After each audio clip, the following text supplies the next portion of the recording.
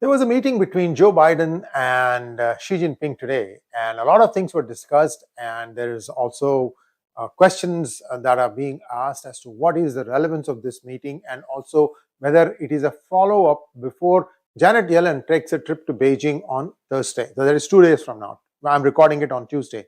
What exactly was discussed? Number one, TikTok.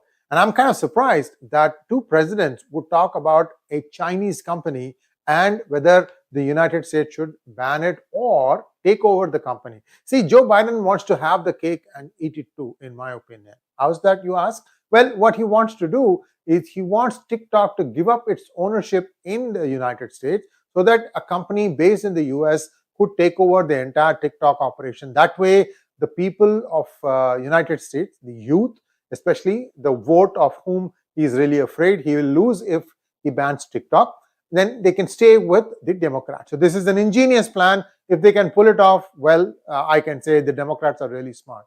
They know how to stay in power, I would say, better than the Republicans.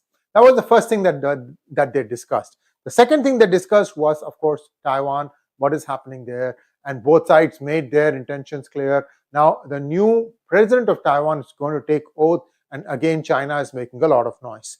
So beyond that, I don't think things are going to change much. The third one is the China-Russia relations. One more time, the United States is beginning to press China on what exactly is their relationship with Russia.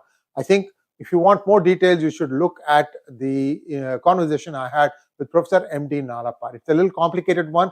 The US, China, Russia tango. This is not an easy one to understand. But in my opinion, that had the best coverage in terms of the perspective, the history, and so on and so forth.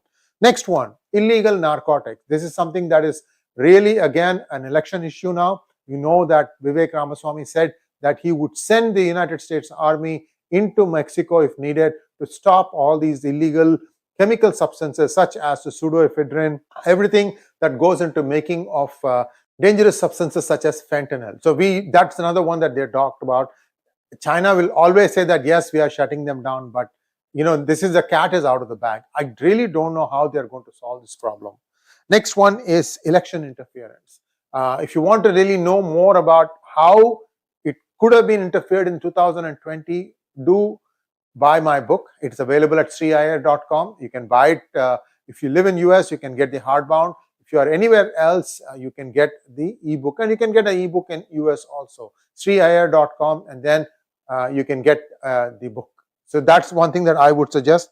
Janet Yellen is going on Thursday. What are the implications of this? Well, for one thing, I think they might ask China to devalue its currency from 7 RMB to a US dollar. They may ask them to, gradually lower it down to like 9 to make them more competitive. Maybe that will spur the exports. That's one thing that China might be willing to do, but I don't know if United States wants them to do that. Remember, there is this complex relationship, US dollar, Hong Kong dollar, and RMB.